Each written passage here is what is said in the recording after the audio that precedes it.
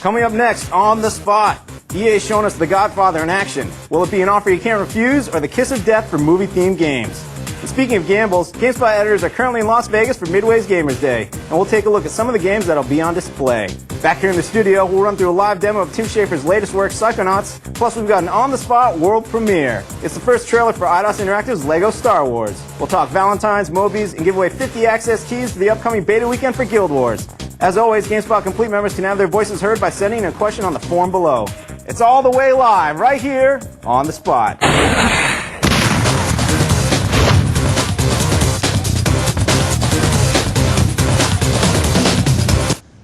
We'll have those stories and more right here on The Spot. Hello, everyone. I'm your host, Rich Gallup, and I'm joined by two Ryans. That's correct, sir.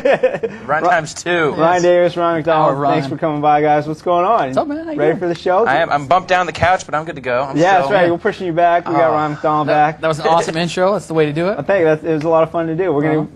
On The Spot, always evolving. Remember, as we said, send in your questions now. GameSpot Complete members, we got all kinds of questions. We got a lot of great stuff going on the show today. Psychonauts demo. But Ryan McDonald, yes, sir. Where were you last week? Why aren't you here? I was in I was in New York, actually. That's a place. I was in New York, and I was checking out the Godfather game for the first time. We got a little package of that set up for you guys. But I was checking it out. First time they really talked about it. First time they really showed it. It was a lot to see, a lot to do, and it was cool. Now, this is EA doing the Godfather. I know it's got a lot of people nervous. Right. This is the first time we saw some footage of it, which we can roll right now. But how are they doing with it? A lot of people are a little worried. I think they got the right idea. You know, the Godfather is obviously a huge name. It's a huge franchise. They've got a lot of people behind it. I think, all eyes are on EA, not only from the outside world looking in, but also teams inside of EA are looking at how they're developing the Godfather, because they are kind of going around about it in a way that's totally different than anything they've done before. They actually went to go see Ford Coppola. They talked to him. They got access to all his notes and everything that he had during the filmmaking process. Mm-hmm. They got to spend time with Marlon Brando before he died. He talked to him a little about what it was like putting the movie together, working on it, and also provided some of the audio and stuff that they're going to use in the game. Beyond that, they had James Caan, they were Robert Duvall. They're really looking at it from top to bottom to be this big all-inclusive Godfather experience that doesn't just follow the storyline of the movie, that lets you play your own character, your own guy that goes through the world, and basically it kind of goes in and out of the storyline of what the Godfather, the first movie, was all about. So it does look like it's still far off. They're still saying fall. There's a whole lot of stuff they still got to do, but it's looking like it's going to be interesting at the very least. But isn't it just Grand Theft Auto? That's a good question. No. I mean, it's the thing that it does look very much like they said, well, we need a crime game to match Grand Theft Auto. We can't let Take-Two have all the money. Oh yeah, because we're EA. So no, that's a good question. That's a very good question, because you look at the gameplay, right? And this is free roaming environment. Third-person action behind the back. You can get in and out of cars. Clockwork City, all that junk. The other thing, I don't know if did you play The Punisher? A little bit, yeah. The Punisher has that mechanic where you do the interrogation stuff, and what we're showing right now on the screen actually looks similar.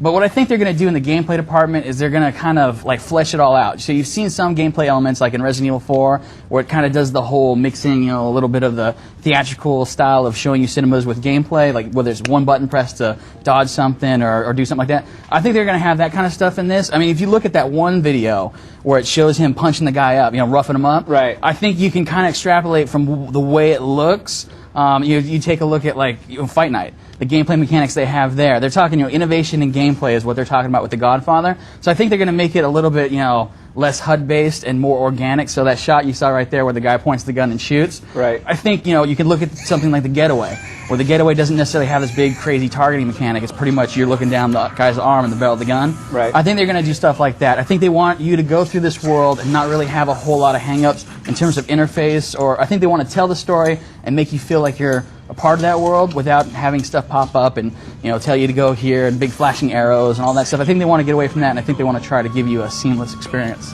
I think they're going at it the right way. I know The Godfather is kind of a scary property to tackle, I think, for everyone, just because it's from 1975. It's a great movie, won all these awards, the sequels and everything. And they let you be this character, like that first trailer we showed. I'm sorry. Uh-huh. You are in a barbershop next door when the Don gets hit that first time. Fredo sets him up and everything. Spoilers. See the movie. But and I think that is probably the best way that I can think of now. I've seen them do it. That's a great way to do it. You are a character in the movie, but it's not like you're Michael Corleone, being sent off to Italy. And it's cool. It's cool because through that you get to see all the cool points in the movie that you want to see. Like the Don getting taken out right there. But also you get to see a bunch of stuff and get to see a bunch of stuff that you didn't get to see in the movie that is actually from the book, because they are using the book along the lines with what they're putting together. And also they're taking a step further and working with a guy named Mark Weingartner.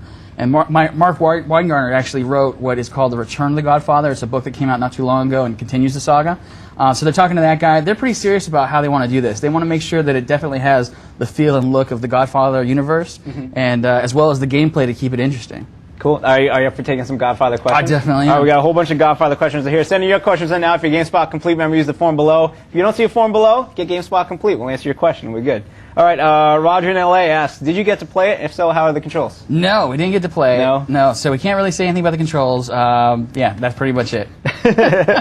Jordan Baltimore, does the plot of The Godfather follow that of the movie? And if so, which character you play, as we were just talking about that? Yeah, it follows the storyline of the movie, but it has a ton more, right? The movie was, what, 3 hours long, 2 hours long? It depends on the cut. Yeah, so depending on what cut you saw, it was like 2 to 3 hours. They got to blow that out into whether it's 30, 50, whatever. They got to make more of that universe. Got to make that game length. Yeah, exactly.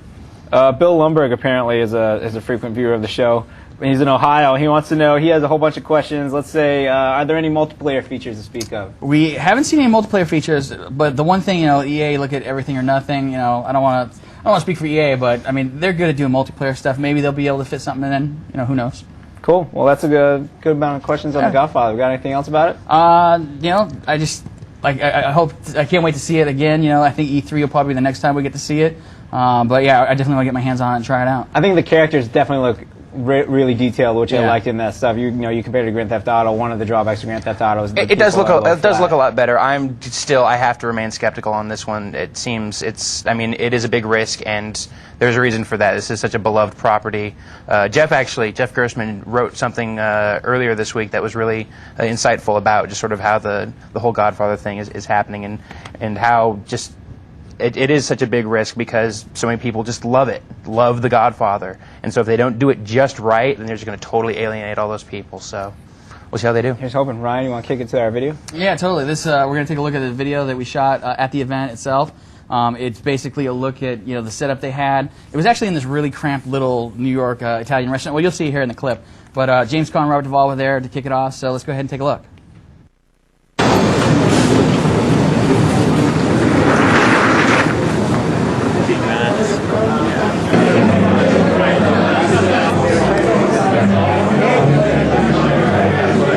Tonight we're here to mark the evolution, to unveil The Godfather, the video game. I'm Jeff Brown from Electronic Arts. We also want to acknowledge some friends, some family members from the Corleone family. First, there's John Martino, who was Polygato in The Godfather. Academy Award nominated actor Robert Duvall. Yay. Academy Award nominated actor James Caan, right back here. Tonight we're going to give you an idea of the visual concept, of the concept behind The Godfather and the visuals. We're going to bring out the creative lead. So let's start with the executive producer of the game, David DeMartini. Obviously, we're incredibly excited to be here. There's a team of 100 people back at Redwood Shores that lives this experience every day. We started this game with a very small team, trying to get a very focused design.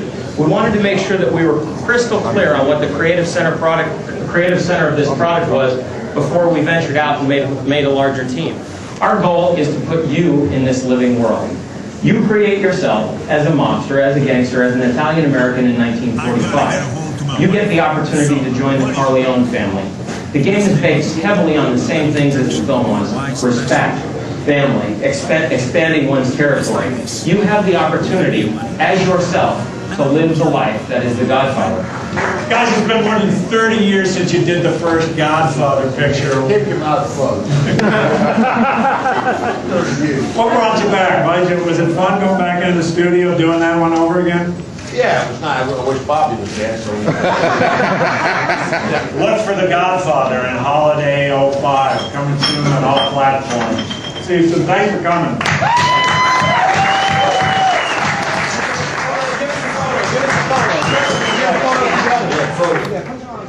And we are back, and we have a very, very special guest here in the studio, Ryan Davis. We pulled him out of a chair, we threw him down the stairs. We now have with us Tim Schafer of Double Fine Productions. How's it going, Tim? How's it going? Thanks for having me. Welcome. Good to be here. Thanks so much for coming by. We're extremely privileged to have you here, and you brought with you... Psychonauts. What is Psychonauts? Psychonauts is our Double Fine's psychic action-adventure game where you get to jump inside the heads of all kinds of crazy people and run around and do what we think of as a platform action-adventure, but with a kind of deeper story and plot like some of the graphic adventures I used to make.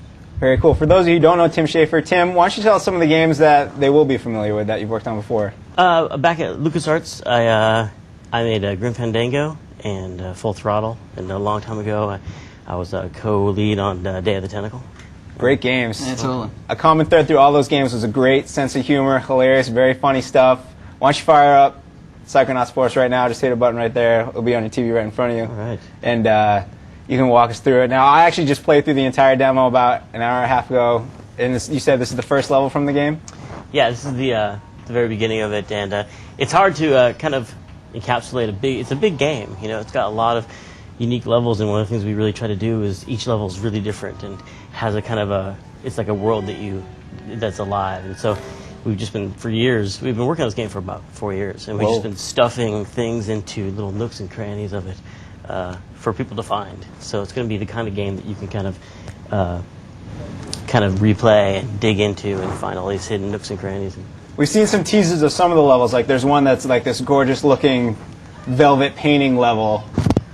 Black Velvetopia. Yeah, it looks so nice. Now, this level right here, first day of camp we're looking at? Yeah, this is your typical average psychic summer camp for kids who can burn things with their minds and levitate things. And this is Raz, our hero, Schafer Rasputin. And he ran away from home in the circus to train to be a psychonaut, or these international secret agents who use their psychic powers to do espionage. And Raz comes to this camp, and he starts training and learning he's working on his merit badges for fire starting. He has a merit badge in telekinesis and clairvoyance. And while he's doing it, these kids start to disappear at camp, and this other mysterious plot starts to evolve where you try and find out what's happening to these kids, and you get involved in their stories, and each kid has a different story, and then someone evil shows up, and some bad things happen.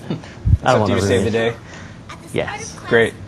That's the head coach for the camp, Coach Ole Anders. This is one of the camp kids, and I just got the smelling salts.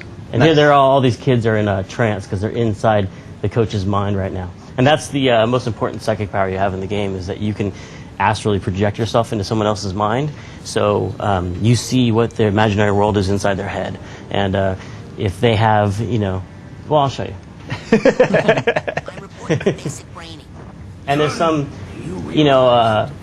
really just hardcore platform, like ledges and poles and ladders and tight ropes that bounce and all these kind of things. But there's also a story element like Graphic Adventures had, and there's some even dialogue choices like we used to have back in Grim Fandango.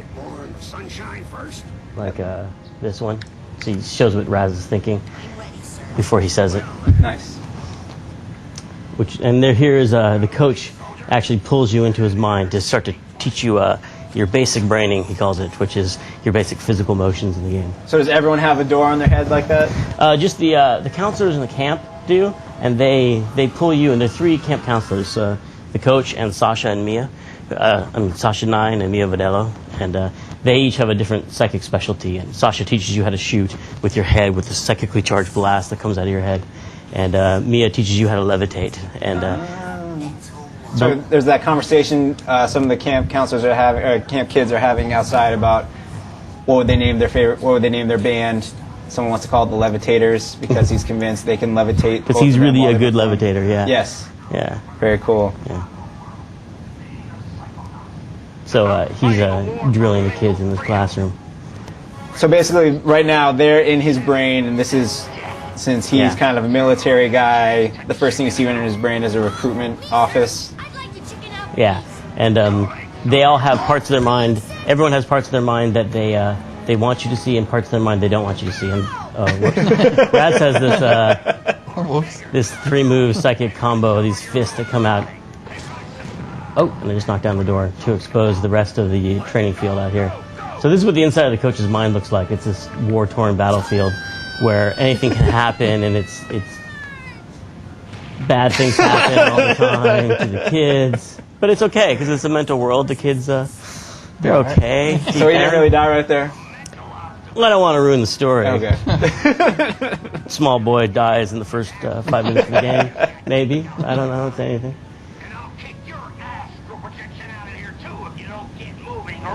Great play on words. Now, there's also traditional platformer aspects of this game as well, correct? Yeah, I mean, from your just basic jumping and double jumping right there. And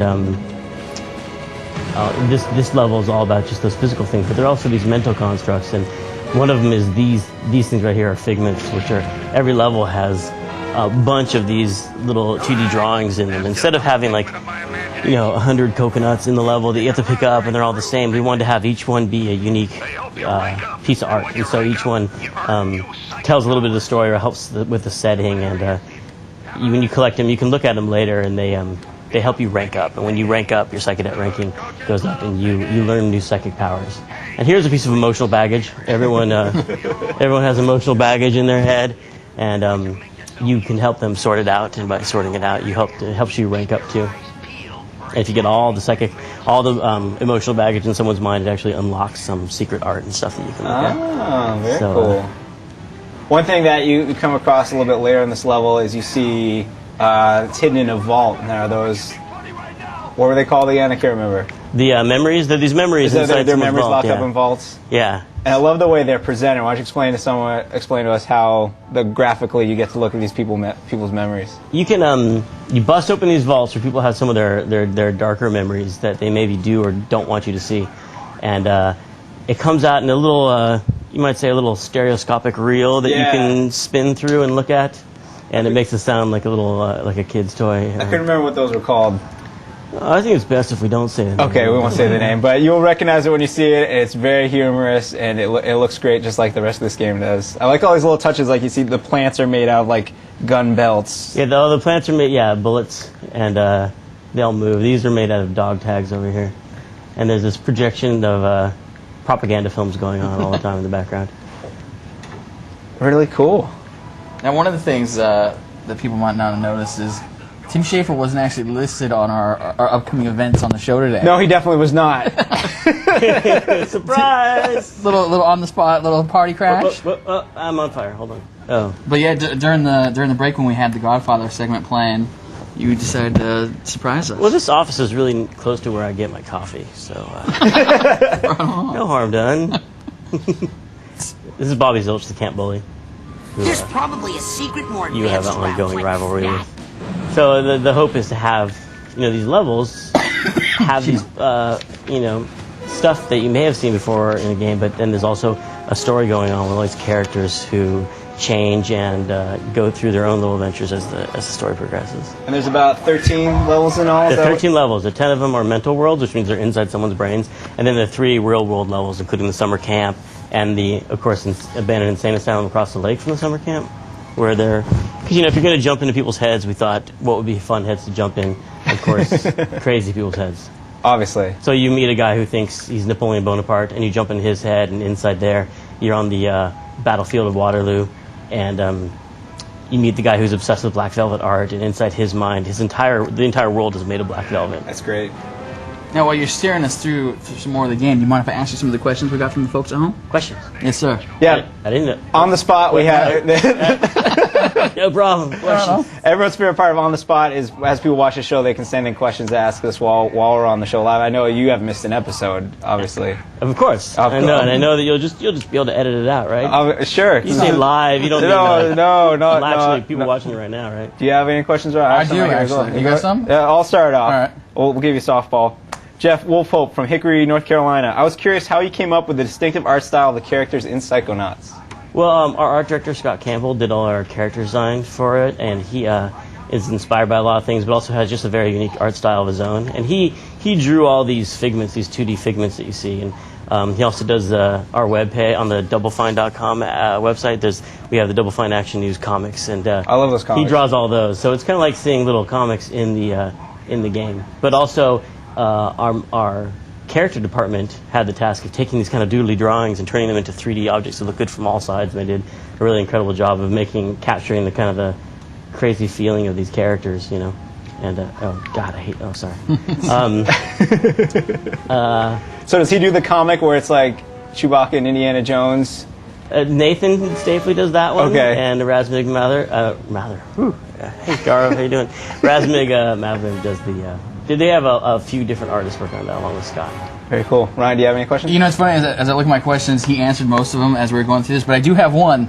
Crimson Jester from Portland, Oregon was going to ask us whether or not this was Tim Schafer at his best.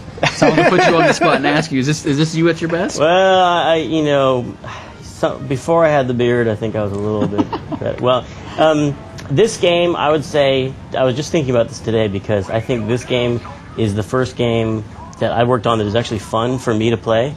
You know, like, I'm not saying all the other games weren't fun. I think they were fun, but adventure games are so much about surprises and revealing and puzzles and stuff. And once you know all the secrets, it's not the same as this game, where this game actually surprises me daily when I'm playing it, because the team, everyone has a little pet area. I think this enormous universe is like a little corner of it that I think everyone on the team thinks of as theirs, and they polish it up as if their bedroom. I'm going to make this perfect whenever someone comes to visit this area, and everything's going to be. So when I play it, I find some of these things that I didn't even put in there, and so it's actually surprising to me.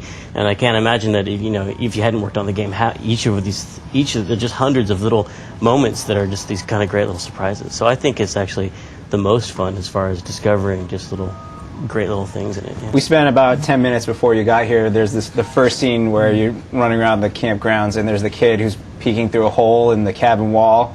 And then we found out that if you hit him, punch him. You punch him. Yeah, Why his head would you gets punch stuck a in the little wall. child? I actually did it on accident, totally on accident. But when you do it, his head gets stuck in the wall, and you get to watch him try pulling his head out, and you hit him again, he pops out, and we hit him again, you get pop in. And we did that for about 10 minutes. Well, let's check that out right now. All right, sure, let's do it. I mean, that's the difference. This game, it's more about you make a set of rules. Like the character has a certain bunch of abilities he can do, and yeah, there you go. And the great thing is he doesn't realize you did it, so you're still friends afterwards. Yeah, you can punch everyone in the game, and or talk to them, whatever you want to do. Just like in real life. Because in an adventure game, it's a little more scripted. You basically talk to characters, you pick up inventory items and stuff. But in this kind of game, you just make the set of rules and you make the set of reactions, and you kind of and sometimes there are these places on that crisscrossing chart of reactions that you're just like, I really didn't think about. What if the player did that? And that's when stuff kind of emerges. That's kind of fun. That's great. That's awesome. When can people expect to see Psychonauts on store shelves? In April. April? Streets in April. That's really soon. Yeah, but they can pre-order it now.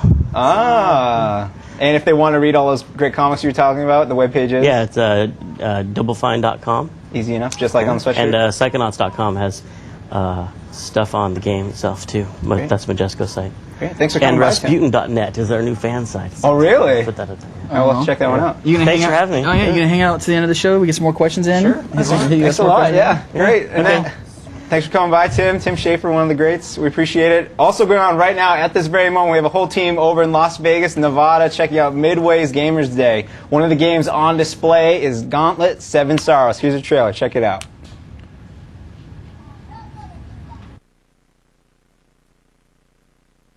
This product is not yet rated. Centuries ago, 4 immortal heroes banded together to bring down a powerful emperor. Though they each possessed great powers, they failed. And for their acts of treason, they suffered. Crucified to a great tree and held there for all eternity. Consumed with sorrow and regret at the loss of his beloved Kazurame, the Emperor eventually forgot about the heroes. And now, his neglect has set them free. The warrior, Valkyrie, wizard, and elf return, united on a quest of revenge and redemption. Midway proudly announces the return of Gauntlet. Battle cooperatively with up to 4 players or for the first time ever, take the action online. The heroic alliance is resurrected. Gauntlet 7 Sorrows, coming soon. And we're trading one beard for another. Ryan Davis, welcome back to the set. I'm back. I've transmogrified from being Tim Schafer to back to being me. That was actually fun. me. Did you like that? Yeah, that was good. I had that. I got the jacket right. Now that I know Tim Schafer's so close, I want him back every week. Yeah, let's have him just for coffee. Yeah, come on. Whenever he gets coffee, Tim Schafer is welcome to come back on the set anytime he wants. That looks awesome. The game looks amazing. And Gauntlet. Gauntlet looks good too. That looks pretty rad. That looks really good. Now that Gauntlet is just one of several games that's being shown right now to our editors over in Las Vegas. Let's talk about some of the other games we're going to see there. We got some footage. Let's run the footage. I have a list of the games right here. We'll talk about it. Now, we don't know too much about these games because our editors are just now learning more. So if you come back later in the day, you'll see what they saw, you'll hear what they heard, you'll learn what they learned. It'll be great. We're going to have a nice big trade show page, big flat page that'll have all the content that our guys are getting there. We already have a bunch of movies, a bunch of screenshots from the event up on the site. And yeah, we're going to have ton of other stuff. Yeah. Gauntlet 7 Sorrows, we did see. Who's working on Gauntlet 7 John Sorrows? Romero's Gauntlet 7 John Romero? John Romero from, John Romero's right? Daikatana. Yeah. Everyone remembers that. But no, seriously, he's working at Midway and he's doing the Gauntlet now, so It's cool to see an old game like that get a facelift. And speaking of games that got facelift, one game that's on display we've talked about on the show before, Area 51, you may remember as like the real first-person arcade shooter with the red and blue plastic guns, but now it's this badass first-person shooter. with Marilyn Manson. And isn't John Romero actually doing some stuff on this? I would assume so. I think they're doing some multiplayer. Was that the Riddler, by the way? Yeah. All right, this is Fear and No, that's Respect. Snoop. That's not the Riddler. This is Fear and Respect right now. This is the Snoop Dogg, John Singleton game. And this is John Singleton of the Boys in the Hood fame, right? Of Too Fast, Too Furious fame. How to bring that up, huh? What's up? That was the last movie he did, man. He did Boys in the Hood? Granted, like 15 years ago. Granted, this isn't gameplay, but as Homer was saying, they did a great job of capturing what LA looks like. It'll be interesting to see what kind of gameplay comes out of that. Hopefully, maybe it'll be playable. I'd like to see what the blunt smoking mechanics are for Snoop. if they are, I don't know. So this is that. Right now, we're looking at LA Rush, and you might recognize the voices and faces you see here. This is the guy. Is it called California Customs? Is that who it is? It's the Pimp My Ride guys. It's the Pimp My Ride guys. Exhibit. That's not Exhibit, pretty much. LA Rush, in the same vein as San Francisco Rush, except now it's in LA with fat spinners. No more Alcatraz. That's good. A little more. San Francisco was kind of hard to navigate anyways. And it's been done. And encourage our editors to drive a little perilously around the city. This is LA Rush. A new Midway Arcade Treasures. Midway Arcade Treasures 3. It is 8 racing games. That's right. The racing game edition. So it's like Stun Runner, it's Rush 2049, Hydro Thunder, Off-Road Thunder. I think there's Super Off-Road. Oh, there's something for us right there. It's Super Off-Road. Race Driving, Stun Runner, Super Off-Road. All these classic arcade racing games. I'm most stoked about Stun Runner. Yeah, no, I feel you. I like Super Off-Road. Super Off-Road's cool. Now, you've seen it on the show before, Mortal Kombat Deception. On the GameCube right now, you're watching Goro and Shao Kahn throw down. This game is a lot of fun. People want to know, basically it's Nintendo again. They don't get online, so instead they'll give you some extra characters, and the game comes out a couple months later. But it's a fun game. It was our fighting game of the year last year. Yeah. Definitely worth checking out. Still be very cool. Yeah. Goro, 4 arms. How can you beat that? Yeah, why not? And a whole lot of blood. Now, that was not the only Mortal Kombat game on display right now, though. There's Mortal Kombat Shaolin Monks. Who can tell me about this game? I can tell you that Liu Kang's probably in it. And, it's Kung Lao right there. Kung Lao. He's not in Mortal Kombat Deception, I don't think, but he's in this third-person action game where you run around and beat people up, and you'll take on all kinds of barakas, and there's fatalities, and I'm not exactly sure. What were some of the other third-person? Wasn't there a couple of third-person Mortal Kombat games? They had the MK Mythologies. It was the MK Mythologies where they had Sub-Zero, they had the Jax one, the Special Forces. This game looks better than those. Yes. Yeah, the history of Mortal Kombat spin-offs is not good, but hopefully Shaolin Monks will do a little better than that. Cool. I think they got pretty close with the adventure action they had in Deception. So yeah, this looks pretty good. And this is right here. We're looking at Narc right now. Oh. We've covered this game before as well. Michael Madsen, Bill Bellamy.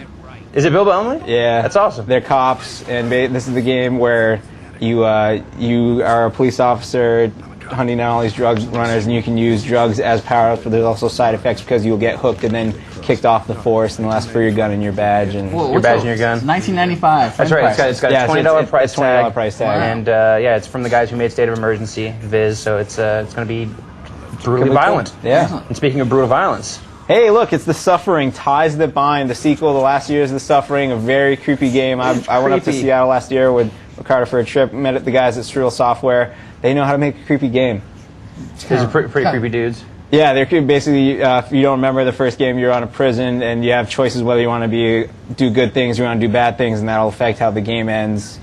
Switch between first-person and third-person action is a lot of fun. And finally, Unreal Championship 2, The Leandri Conflict. This is going to be awesome. Yeah. This is actually probably the most, that has the most potential of the games that they're showing right now. If you ask me, I mean, it's got the Unreal Tournament base, but then they've fleshed it out with this cool melee combat stuff, just differentiating the action a lot from the core Unreal Tournament. But it's still the same dude, so it's like they're going to be able to make something hot, and it's also got Raiden in it. So what else do you want? And Xbox Live. And it's got Xbox Live. It's too. It's looking good. All their stuff is looking really good. I'm really excited about what Midway's doing. And now they got that Adult Swim license as well. That's right. Hopefully they'll do something cool with that. Everyone likes Adult Swim around here. Aqua Teen, Hunger Force, and the C-Lab, and Harvey Birdman. All that stuff. They've got all Tom Goes to the Mayor? I don't think that was part of the deal. Tom Goes to the Mayor, that's a weird show. that would have been the best. There's a couple. I'm with Dave over there. I'm not a big fan of Tom Goes to the Mayor. You have to catch the right. If you caught the right episode first, then you think it all depends. But let's go back to Gauntlet for a second. Right. Gauntlet 7 stars. We all remember the original Gauntlet. Red Warrior needs food badly. Yes. All that kind of stuff. Don't shoot food. Don't shoot the food. Now, if you could see one of your favorite classic games remade, what game would it be? I'm going to go with Marble Madness. I've said it like in a million articles on this site. I'm going to keep writing this until until Mark Cerny gets up and goes and makes it again. It's the guy who made the first one, did all that other stuff. I love just the core mechanics of it, the surreal look. I feel like the thing for me that makes me want more Marble Madness is that the first game was only like 5 levels, 6 levels. It was so short. It's like you play through the game in like a half hour. So I just want more. Just give me more. I remember back when I was an intern here, actually, and I had a little more free time around the office. One thing, I sat down for a couple hours trying to beat Marble Madness without dying, so I could put a video up on the site of the entire run through Marble Madness without dying. The best I could do was like 4 deaths or 5 deaths, I think. Very disappointed. One weekend, I will do it, and that video will go up on the site, and it'll be awesome. I was inspired by like that Super Mario video. Right. All right, Ryan, what game would you remake? What game would I remake? It's funny because I think, the 50 times I've answered this question over the course of working here. Right. Today I will say Blaster Master, which was an awesome, if you remember, was the awesome Nintendo. Do you remember the Nintendo? Yes, of course. No, but Blaster Master for me was like, because you could get in the car, you could get out, you could hop around, you had all the different guns. The giant head. Yeah, it was chase your pet frog. Yeah, totally. You were chasing your mutated giant pet frog, and you just jumped in. I have this power suit and this crazy Jeep thing. Yeah, it was so surreal. It was good if you go back and look at the story, it will make you lose your mind. I want to do a side-by-side comparison of Marvin the Robot from the new Hitchhiker's Guide movie with the kid from Blaster Master, because they both got the same big head, this little space-looking suit. I would totally play a new Blaster Master. Good on that, Rich. All right. I'll say Smash TV just because I have several friends that told me if I was in a position to broadcast my content like this, that I would tell them that I wanted to see Smash TV remade because it's non-stop action, big prizes. I love it. A few years ago, I heard that there was some talk at Midway about making a new, like it was going to be an arcade game even, but obviously that never really came to fruition, especially since their arcade stuff's kind of dead now. But there is that game Crimson Land for the PC. What is Crimson Land, Ryan Davis? Crimson Land is this top-down, I believe it's actually shareware, this top-down polygonal game, which is basically, it is Smash TV except with a lot more blood. It's not like Smash TV was a nice, tidy little game, but it's got a totally different vibe to it, and it's just survival. You stand in the middle of this giant arena, and crazy enemies come at you. You'd love it. You would absolutely, you would go crazy for that game. I recommend anyone go and check it out. Jeff has written about it again, calling out my man. He loves that game as well. A lot of editors on the staff have passion for it. Not to keep you on the old games tip, but Rocket Ranger. Also, what's Rocket Ranger? What are you talking about? It was awesome. It was a super dope Amiga game, and it was great. You were this guy, and like in the Amiga version, anyways, it was straight up like the Nazis.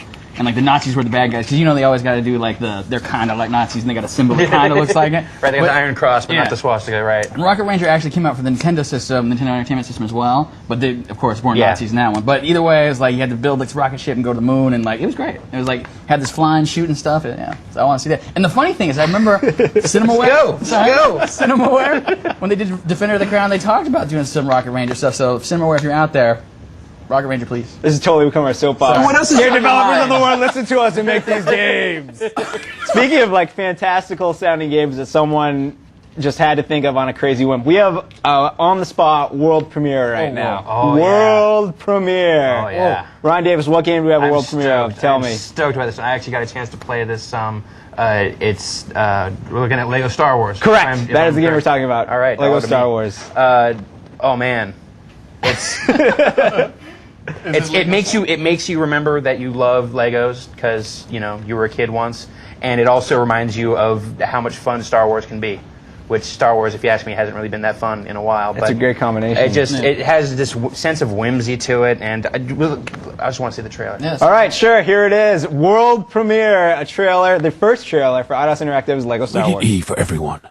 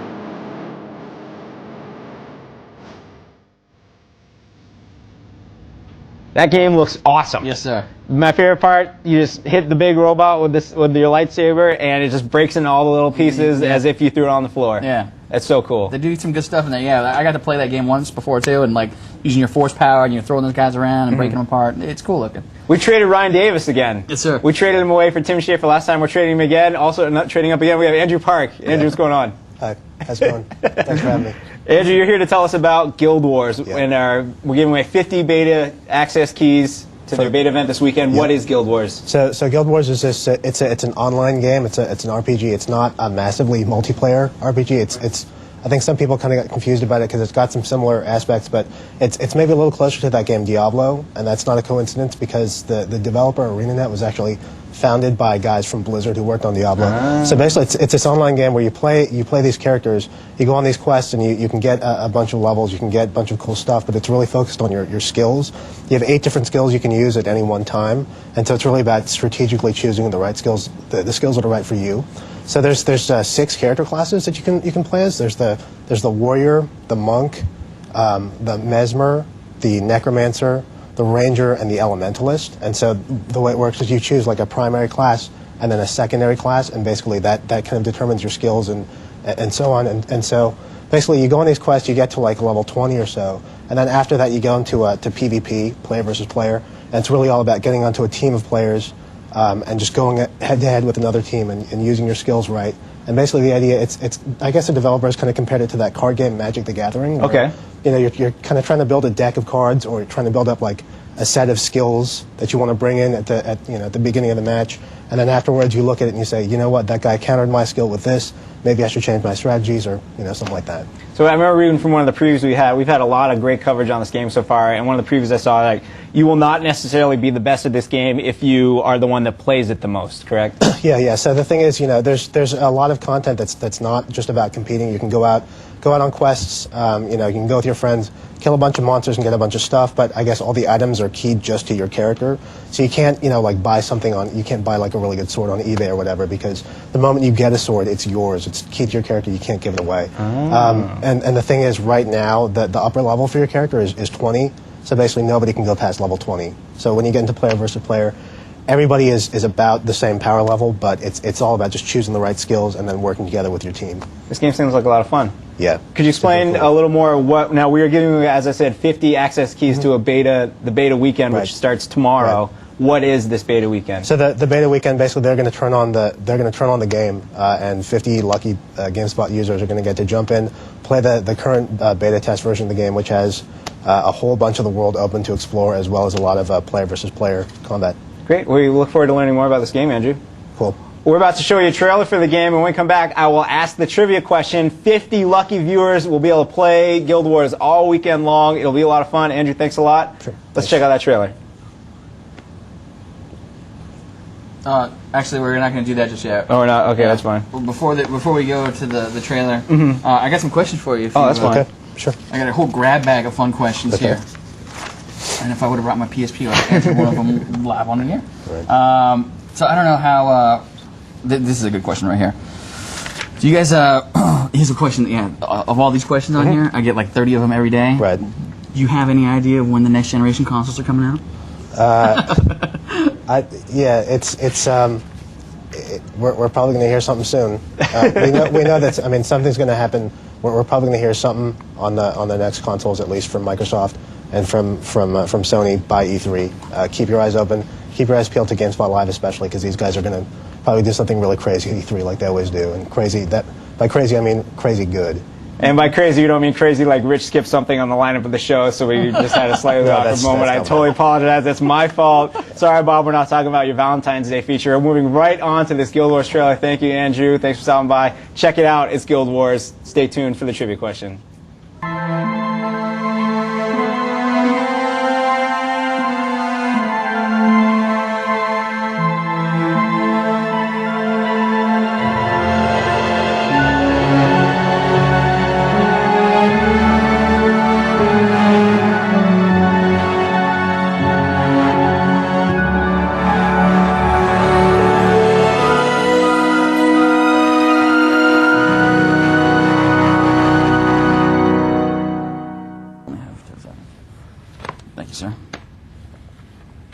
And here is your trivia question. If you want to be one of the 50 lucky beta winners, here's how it's going to work. You're like, wait, the beta event's tomorrow. How are you going to mail me my code? I'm going to use this crazy, amazing internet device called email. Uh-oh. So if you're a GameSpot Complete member, on the form below right now, I want you to enter your email address, and then I want your answer to this question. And after the show, I will personally send you your beta code if you're one of the first 50 people to get the following question right. The question is, I want you to name, we'll say, 3 of the 6 classes you can play as in Guild Wars. Give me one of the three of the 6. Andrew said them. And Andrew said all 6 of them. You can also find them on the site if you're in a panic. You probably have time to do it right now. And your email address. And the first 50 people do that will, within a couple hours, receive your beta key. Then you can go on guildwars.com, download the client, download the game, and play it Friday, Saturday, and Sunday. Have a lot of fun. This game looks really cool. Speaking of really cool, I want to talk more about Psychonauts, so we traded Andrew Park this time for Tim Schafer. How's it going, Tim? Thanks for having me back. Oh, no, it's no problem. Just sticking around. Your game looks awesome. We've had a ton of questions flying from GameSpot Complete members. Ryan, let's start hitting them with them. Excellent. I'm going to go ahead and ask. This is one of the biggest, one of the coolest games shown in E3. How much farther has it come since we've seen the coverage on it? Oh man, we've done a lot of work on it. I mean, we've been working on it for a long time, and so since the last time the public's seen it, we basically had like 2 levels, I think, then, and now it's 13, and just it's a whole different game, and it's been through a lot of like testing and getting feedback on it, and then letting the artists go crazy with it. Very cool. I have a question right here from Anthony in Colorado. You mentioned how you've been working on the game for 4 years. He wants to know, how have you kept a defined focus on the goal of your game as you've been working on it? A fine focus on the goal of the game. Well, we've always had, looking back at some of the original design docs, there's always been this really consistent idea about what we wanted to do. I mean, I love Zelda and I love Mario and I love those games. I like to play them, but I'm also, I'm not old. I'm just saying, I'd like a game that made me laugh in the way that I'm used to laughing from the TV, and had interesting story things going on that weren't necessarily fantasy and things like that. And so having a game that was kind of an evolution of those kind of games was what we've always wanted to do, and sticking to. Basically, the characters just kind of came to life for us, and so it always felt like we were just being true to them, to what they wanted to say and what they were going to become. Well, I got one here from David Zapina from Edmonton, Alberta, Canada. He wants to know, the game is obviously funny, but will it blend in dramatic moments as well, a la Grim Fandango? I mean, it's funny in an obvious way, or it's obviously funny. What are you saying, Zapina? I think will it be? What was it? Will it have subtle? Will it have blended dramatic moments as well? Yeah, I mean, actually, it's having Double Fine's our own company, so we can do anything we want now. And we used to have to worry about working for a larger company, and would this fit in with a larger company's vision? And it was kind of a family entertainment company before. And it's not like an M title or anything, but it definitely deals with themes that are kind of. You're inside someone's mind and you're seeing their kind of painful childhood memories, and a lot of them are kind of dark, so it kind of plays with how, if your little brother is playing the game, they might just see all the shiny objects to pick up and enemies to shoot and stuff, but if you're older, you're digging through it, you're going to uncover that someone has this terrible childhood trauma, and that is represented by the boss monster in the game, and you're going to see these things that are kind of very dramatic, I think. Or you'll notice that you can hit a kid's head into a hole over and over and over again. And if that's what you want to do, that's all you have to do. I'll be doing. All right, I have a whole bunch more questions. Let's see here.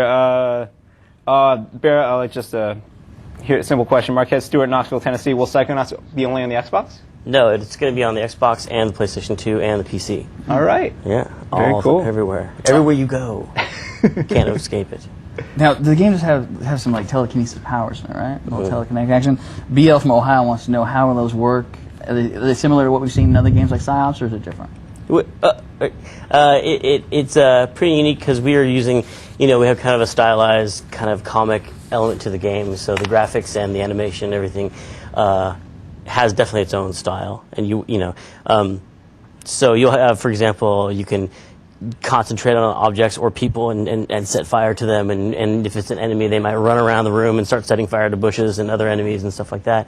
Or you can pick up an enemy and kind of throw them around, or objects, and set fire to things and then throw them, and then set fire to people and then throw them into objects, and all sorts of things like that. Well, lots of fun. Pete Vellucci Jr., East Stroudsburg, Pennsylvania, wants to know, he says, one of the biggest problems with platformers that can make or break the game is the camera controls.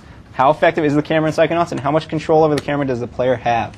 Well, we let you completely control where the camera is, but we always try to have a goal of, hopefully you can get through an area without riding it the entire time. And I've always just, we've always just tried to have the interesting thing be on camera, And, we go back and forth with different models and debate about how much the camera should move, and we've really spent a lot of time thinking about the camera and getting it just right. I was actually, as I said before, I played through the entire demo. It's a lot of fun, and I noticed you can invert your vertical control on the camera, you can invert your horizontal control of the camera, you move it completely with the right thumbstick. On the Xbox controller, you can switch to a first-person view and look around. You have total control of the camera, and it works very smoothly in the demo. I can definitely vouch for it. Are you out of questions, Brian? I see you put down your paper. Yes, sir. I'm out of questions, too. Right on. Tim, thanks for coming by. Thanks again. I appreciate I don't know if you heard me saying it earlier. I want you to just come back every week. Yeah. You can hang All right, out we're with just us. going to hang out here. And, You guys have some nice or maybe we'll just cafes. go over to your place. We'll have some coffee here. Yeah, come on by. We have we got sodas. Right on. The show does travel, Might take you up on it someday. Thanks a lot, Tim. It's been another great episode of On the Spot. So many people with musical chairs all day long. Some great games we talked about. As we said, for more information on the Midway Gamers event, check back the site later. For more information on Psychonauts, stay tuned to there. And you know what I'm really good at? What's that? I circled like 8 times on the paper right here. I never announced the winners of the contest from the week before. So Brian Toretta of Eugene, Oregon. I meant to tell you last week, you won a Nintendo DS in 3 games. It was Field of Magic, Super Mario 64, and Dig Dug. Mr. Driller. Mr. Driller, Yes. not Dig Dug. Mr. Driller, Driller Spirits. And last week we gave away 2 World Soccer Winning 11-8 international jerseys and copies of the game. The winners are Eric Walkama of West Hartford, Connecticut, and Colby Myers of Santa Monica, California. Congratulations to both of you. Your prize will be in the mail soon. So, Tim, once again, thanks for coming by. We got two Ryan, more things to mention. Oh, wait, dude, you take care of it. I'm done. I'm not shaking your hand again. No, we're done. Ryan, you send us home. All right, the last 2 things I'll mention before you guys go. Don't forget, next week. Oh, man. That's right. No, if you mention it, you'll jinx it. If you mention it, you'll jinx it. Oh, I got to tell the people, All right, though. fine, go ahead. So, yeah, next week we're going to take the dramatic trip back to Canada, and we're going to go attempt to see our friends at BioWare once again. I don't know if you saw that episode where we actually were going to go up and of course I did. The weather. All right, cool. So next week, join us live with the Good Doctors up in Canada for BioWare live, as well as on February 26th. Don't forget, we're going to be hanging out in Alameda. Go to www.scion.com and check it out if you want to know more about the party. You going to come to the party with us? Mm-hmm. DJ Missmaster Mike's going to be there. Really? Wait, what? Huh? Yeah, February 26th. Oh, okay. It'll be cool. Okay. All right? Yeah. But yeah, you do your business because you That's it. sent us home real good. All right, sure. It was another great show, and we'll see you next week from Canada BioWare. Jade Empire will be a good time. This time we're going to make it. I totally promise you. I'm not lying. We'll make it. It's been a lot of fun today, and we'll see you next week right here on the spot.